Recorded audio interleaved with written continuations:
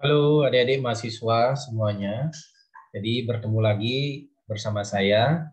Jadi hari ini saya akan menjelaskan terkait dengan konsep dan prinsip penelitian. Jadi materi ini sangat penting sebagai dasar adik-adik ketika dalam melakukan penelitian.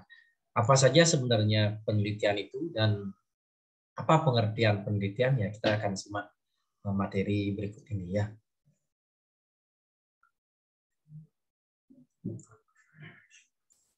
Nah, ini merupakan outline ya. Jadi saya akan menjelaskan konsep penelitian. Kemudian yang kedua, saya akan mengajak adik-adik untuk menelaah pendekatan deduktif dan induktif dalam melakukan penelitian. Jadi kita mulai dari yang pertama tentang konsep penelitian. Apa pengertian penelitian itu sebenarnya ya?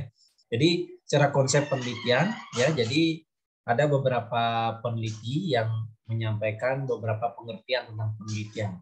Kita mulai dari pendapat dari Paulit and Beck tahun 2003 yang menyatakan bahwa penelitian itu merupakan suatu penyelidikan yang sifatnya sistematis yang menggunakan metode untuk menjawab pertanyaan atau memecahkan masalah-masalah yang kita temukan di lapangan. Jadi tujuan akhir dari penelitian menurut pendapat Paulit ini adalah untuk mengembangkan, menemukan kembali atau memperluas atau yang sering disebut dengan body of knowledge ya. Jadi itu merupakan pengertian penelitian. Jadi pada intinya penelitian itu dilakukan dengan menggunakan metode-metode tertentu ya, untuk menjawab pertanyaan atau memecahkan masalah-masalah yang kita temui di lapangan. Dengan tujuan akhir adalah mengembangkan dan menemukan kembali atau memperluas ilmu pengetahuan. Jadi apa bedanya penelitian dengan survei? Jadi kalau survei itu adalah penelitian yang didesain untuk mendapatkan informasi dari populasi mengenai prevalensi ya. Jadi prevalensi, distribusi ataupun hal-hal lain dari variabel dalam populasi tersebut. Jadi penelitian survei ini adalah sebuah studi ya, studi yang dengan menggunakan desain cross seksional.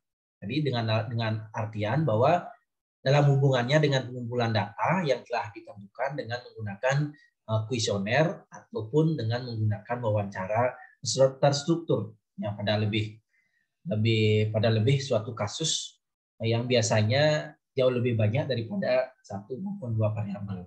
Dan pada satu titik ya, dalam satu titik waktu agar dapat mengumpulkan data secara kuantitatif ya, atau data yang dilakukan untuk mengetahui hubungan antara dua ataupun lebih sebuah variabel. Jadi biasanya banyak yang menggunakan lebih daripada dua variabel yang nantinya diuji menggunakan atau diuji untuk mengetahui pola asosiasinya. Jadi seperti itu ya. Jadi ada penelitian survei. Jadi penelitian survei ini biasanya didesain menggunakan cross sectional ya, dengan dalam hubungan ini dengan menggunakan beberapa teknik pengumpulan data ya, baik itu dengan menggunakan instrumen kuesioner ataupun dengan menggunakan wawancara terstruktur ya. Nah, bagaimana dengan penelitian kesehatan ya? Jadi sesuai dengan rumpun ilmu adik-adik ya, kuliah di kampus ini. Jadi penelitian kesehatan itu merupakan sebuah cara yang sistematis ya dan prinsip dalam memperoleh bukti. Bukti ini bisa berupa data maupun bisa berupa informasi. Yang mana bukti-bukti tersebut digunakan untuk memecahkan masalah-masalah kesehatan. Bisa juga dengan investigasi isu-isu tentang kesehatan. Jadi seperti itu ya. Jadi penelitian kesehatan itu ya pada prinsipnya untuk memperoleh bukti, data-data, informasi untuk memecahkan masalah-masalah di bidang kesehatan. Apa saja masalah-masalah tersebut ya, nanti kita akan bahas pada pertemuan-pertemuan berikutnya ya. Jadi mulai mengenal masalah, kemudian menuangkan dalam judul dan selanjutnya ya. Kemudian ada yang disebut dengan evaluation riset ya. Jadi riset evaluasi. Jadi riset evaluasi itu adalah sebuah bentuk penelitian yang aplikatif ya, bentuk penelitian yang aplikatif yang menghasilkan temuan seberapa baik program tersebut atau praktik atau prosedur atau kebijakan-kebijakan yang telah dibuat oleh pemegang kebijakan. Jadi bisa kita melakukan uji evaluasi. Jadi apakah efektif ataupun tidak program-program tersebut diterima oleh masyarakat. Jadi bisa Dede melakukan dengan penelitian evaluasi ya. Nah, kemudian ada yang disebut dengan penelitian kuantitatif. Jadi kuantitatif ada kualitatif. Jadi penelitian kuantitatif ini merupakan sebuah penelitian yang bersifat formal, objektif ya, objektif proses yang sistematis untuk menjelaskan atau menguji hubungan dan menguji interaksi antara penyebab dan akibat di antara variabel-variabel penelitian. Jadi itu penelitian kuantitatif. Jadi kalau kita sudah menguji sebuah hubungan atau menguji sebuah interaksi, misalnya melakukan eksperimen terhadap tindakan ini, bagaimana akibatnya antar variabel dalam penelitian, itu wajib menggunakan penelitian kuantitatif. Jadi penelitian kuantitatif ini lebih cenderung menggunakan angka-angka statistik ya, statistik dalam menemukan data di lapangan, dan ujinya pun menggunakan uji statistik dalam analisa data ya. Itu penelitian kuantitatif. Jadi banyak penelitian kuantitatif ya, misalnya kita mau membuat sebuah eksperimen, itu wajib menggunakan kuantitatif, atau mau mencari sebuah hubungan ya dari antar variabel tersebut atau mengujinya, itu bisa menggunakan penelitian kuantitatif. Sementara bagaimana penelitian kualitatif ya? Jadi penelitian kualitatif adalah penelitian yang bersifat sistematis menggunakan pendekatan yang subjektif ya, untuk menjelaskan pengalaman-pengalaman hidup dan memberikan arti atau memberikan makna terhadap sebuah kejadian. Jadi bedanya adalah kalau penelitian kuantitatif itu bersifat objektif berdasarkan data-data statistik yang kita temukan di lapangan. Kalau penelitian kualitatif itu berdasarkan berdasarkan pengalaman-pengalaman yang kita dapatkan di lapangan. Jadi bisa sifatnya sangat subjektif ya, yang mana dalam penelitian kualitatif ya kita bisa menginterpretasikan data yang kita temukan. Misalnya, jadi melakukan observasi dalam menggunakan metode observasi dalam metode pengumpulan data. Otomatis hal tersebut akan mengarah ke penelitian kualitatif karena kita akan menuangkan hasil observasi tersebut dalam hasil penelitian. Jadi seperti itu ya. Jadi bersifat subjektif. Jadi apa yang kita amati itu yang kita tuangkan ya, bukan menggunakan melalui metode statistik ya. Nah, kemudian ada yang disebut dengan mixed method. Jadi mixed method, jadi tadi ada penelitian kuantitatif, ada penelitian kualitatif. Bagaimana dengan mixed method? Di mixed method itu biasanya digunakan oleh seorang peneliti jika peneliti tersebut menggunakan dua pendekatan tadi, jadi kuantitatif dan kualitatif. Jadi seorang peneliti tidak cukup hanya menggunakan, misalnya tidak cukup hanya menggunakan data statistik saja. Jadi perlu menginterpretasikan lebih mendalam. Jadi dia menggunakan mixed method. Jadi menggabungkan atau mengkolaborasikan dua pendekatan tadinya, kuantitatif dan kualitatif. Jadi mixed method ini pada intinya ada beberapa bagian. Jadi ada mixed method design ya. Jadi pada tahap pertama, ini peneliti mengumpulkan data kuantitatif. Jadi selanjutnya berdasarkan hasil kuantitatif tersebut, ya, pada tahap kedua mengumpulkan data kualitatif yang digunakan untuk memberi pemahaman lebih mendalam. Oke ya. Jadi yang kedua ada triangulation mixed method design. Jadi melalui cara ini, jadi cara kedua ini, kedua data kuantitatif dan kualitatif dikumpulkan pada waktu yang sama atau hasil diuji secara simultan untuk mendapatkan simpulan-simpulan terhadap pertanyaan-pertanyaan dalam research question ya. Jadi seperti itu. Nah, itu ada dengan cara melakukan pengumpulan data dengan keduanya sekaligus, kualitatif maupun kualitatif. Kemudian ada yang disebut dengan community based partisipasi riset. Jadi seperti itu ya. Jadi atau sering disingkat dengan CBPR ya. Jadi merupakan sebuah pendekatan penelitian mixed method ya untuk meneliti hal-hal yang ingin dicapai di masyarakat dan kesehatan komunitas biasanya ya.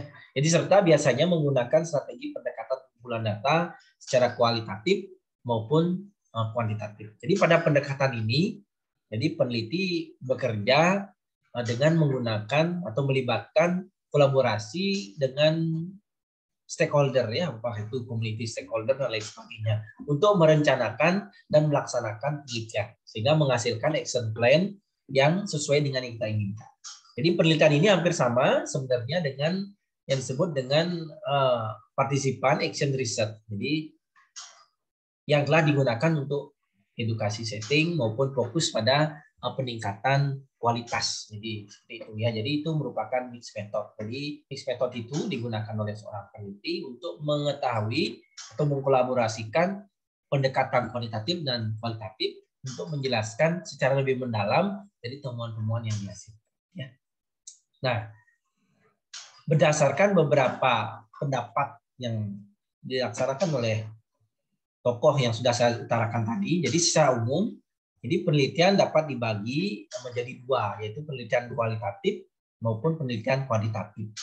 Penelitian kuantitatif, jadi sebuah penelitian yang variabelnya diidentifikasi dan juga diukur reliabilitas dan validitasnya. Sementara penelitian kualitatif, jadi sebuah pendekatan yang naturalistik dengan dalam penelitian yang mana fokusnya adalah pemahaman arti sebuah pengalaman maupun perspektif dari peneliti tersebut. Jadi selain itu ada juga membagi penelitian menjadi penelitian deskriptif, penelitian analitik, serta ada juga yang membagi dalam penelitian observasi dan penelitian intervensional. Jadi seperti itu ya. Nah, jadi itu merupakan beberapa hal. Jadi pengertian dari sebuah penelitian ya. Jadi secara umum dibagi dua, ada kuantitatif dan ada kualitatif.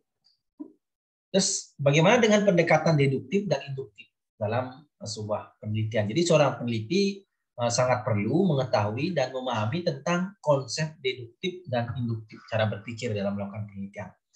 Hal ini penting dilakukan ya untuk mengarahkan peneliti dari mana dia akan memulai sebuah penelitian dan pada akhirnya dia akan menemukan apa. Nah, itu perlu pola pikir yang ilmiah ya. Nah, ini merupakan pendekatan deduktif ya. Jadi dalam pendekatan deduktif ini seorang peneliti mengarahkan seorang peneliti secara berpikir secara gambar ini. Sesuai dengan gambaran pertama ada teori. Jadi dalam teori tersebut menemukan sebuah permasalahan atau problem riset, kemudian seorang peneliti merumuskan hipotesis. Jadi hipotesis itu menduga-duga sementara saja. Jadi anggapan seorang peneliti. Kemudian dia mencari data yang sesuai dengan hipotesis tersebut. Ya. Nah, kemudian hipotesis tersebut dikonfirmasikan dengan data-data yang sudah ada.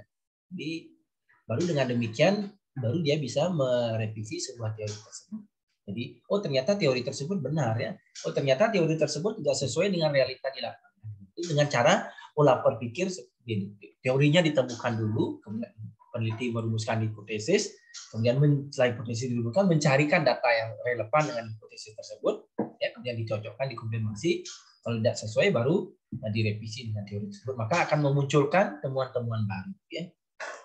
Nah, jadi gambar itu menjelaskan bahwa seorang peneliti dapat menggunakan pendekatan deduktif yang mana pendekatan ini dimulai dengan hal yang umum ya, hal yang umum, kemudian menjurus ke hal yang lebih khusus yang sudah saya jelaskan tadi ya.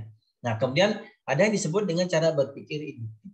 Nah, cara berpikir induktif ini jadi penelitian yang menggunakan pendekatan induktif, jadi penelitian yang didesain secara kualitatif.